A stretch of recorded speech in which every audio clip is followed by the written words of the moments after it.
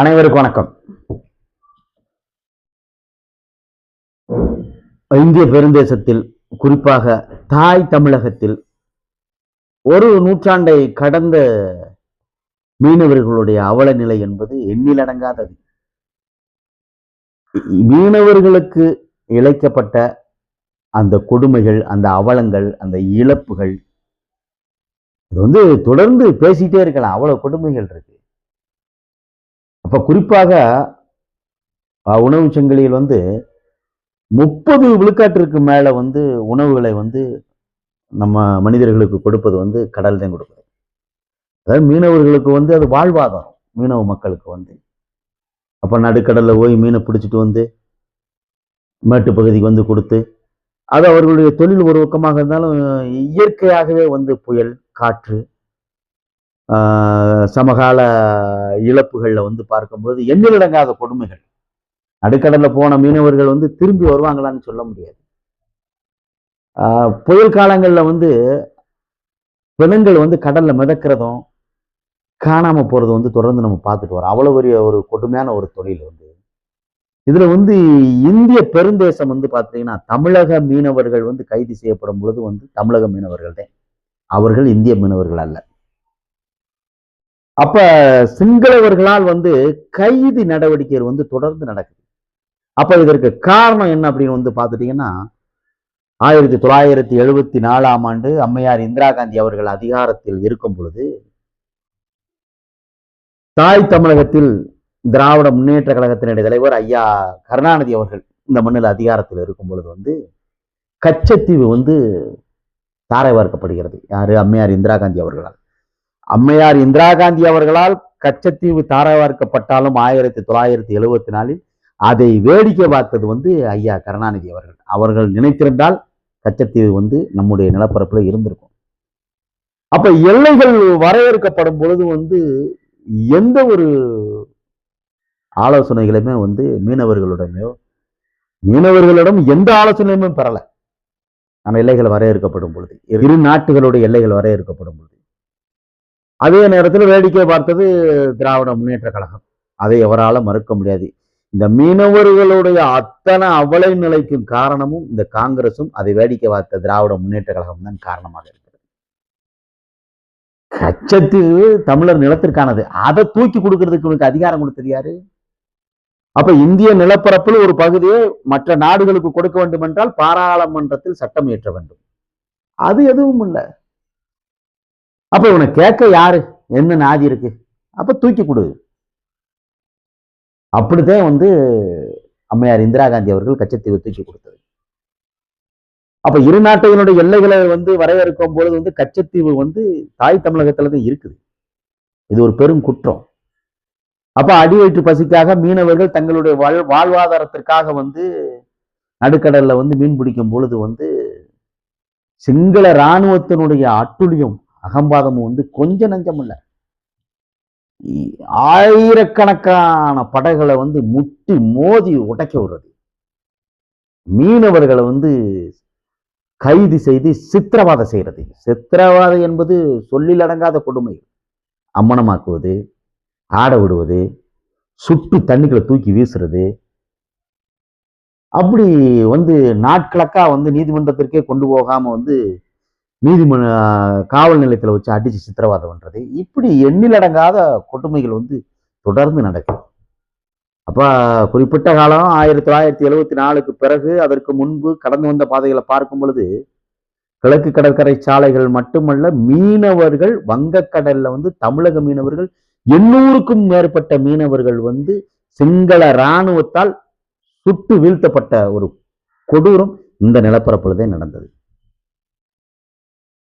வங்கக்கடலில் புலிகள் வலுவோடு மிதந்து கொண்டிருந்தால் மீனவர்கள் இந்த அவல நிலைக்கு தள்ளப்பட்டிருக்க மாட்டார்கள்.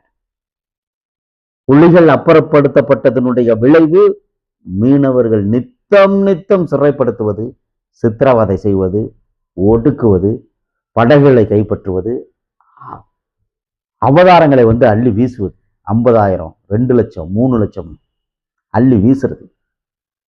அப்ப அந்த இந்திய பெருந்தேசத்திற்கே பாதுகாப்பாக இருந்தது தமிழீழ விடுதலை புலிகள்.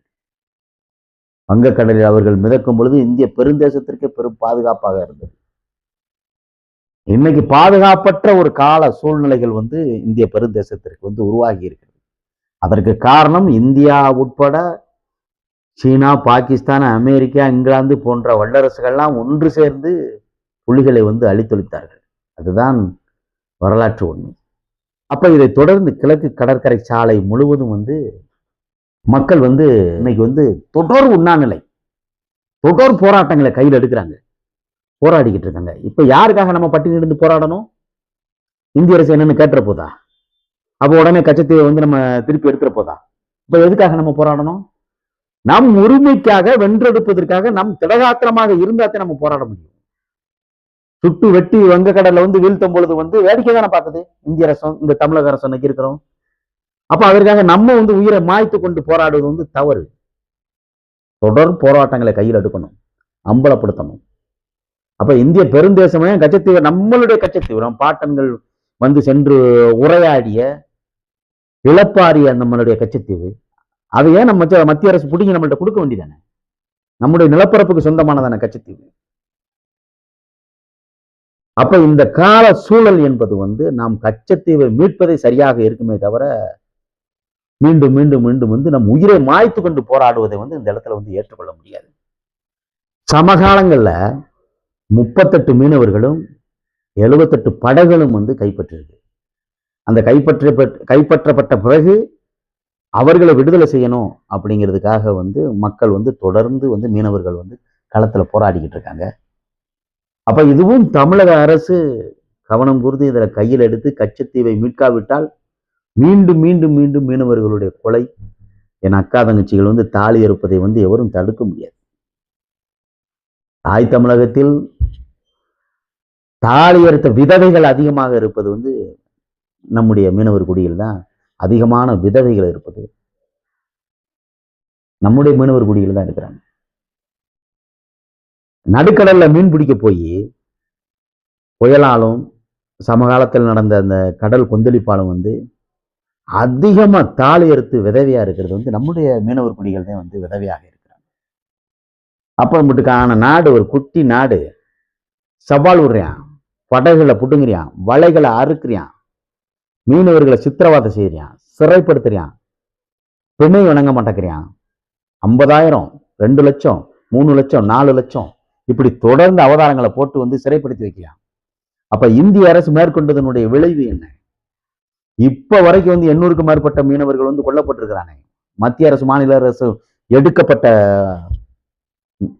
முடிவு என்ன? ஒண்ணும் இல்ல, வேடிக்கை தான் பார்க்குது. அப்ப அரசுகள் வந்து, சிங்கள அரசு அவர்கள் மீது விதிக்கப்பட்ட அவதாரம் 50,000த்துல இருந்து 2 லட்ச ரூபா, 3 லட்ச ரூபா போட்டது வந்து அரசே வந்து முன்னெடுத்து அவங்களே அந்த கட்டுத்தொகையை வந்து கட்டணும், படகுகளை மீட்டு கொடுக்கணும், மீனவர்களை வந்து விடுதலை செய்யணும்.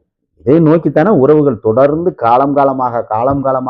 காலம் காலமாக வந்து கைதிக்கும், படகுகள் வந்து சேதப்படுத்தியதும், வலைகள் அறுக்கப்படுவதும், மீனவர்கள் சுட்டு கொல்லப்படுவதும், ஏன்னா அடி வைத்து பசிக்காக வந்து மீனவர்களை தங்களுடைய வாழ்வாதாரத்தை வந்து மேம்படுத்துவதற்காகவும் தன் வாழ்வாதாரத்திற்காக கடல்ல மீன் பிடிப்பது ஒரு குற்றம் என்றால், இன்னைக்கு இவ்வளவு இந்திய பெருந்தேசம் மட்டுமல்ல, உலகத்தில் பெரிய ஜனநாயக நாடு என்று சொல்லப்படுகிற இந்த இந்திய பெருந்தேசம் ஒரு குட்டி நாடிடம் வந்து ஏன் அடிமையா இருக்குது அப்படிங்கிறத கேள்விக்குறியாக இருக்கு.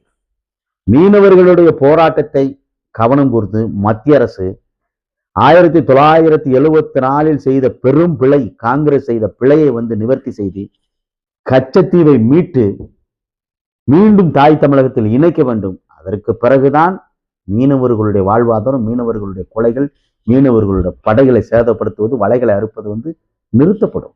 அதற்கான வேலை திட்டத்தையும் அதற்கான பணிகளும் மத்திய அரசும் தமிழக அரசும் எடுக்க வேண்டும் என்பதுதான் இந்த காணொலி மூலம் நாம் பதிவு செய்கிறோம்.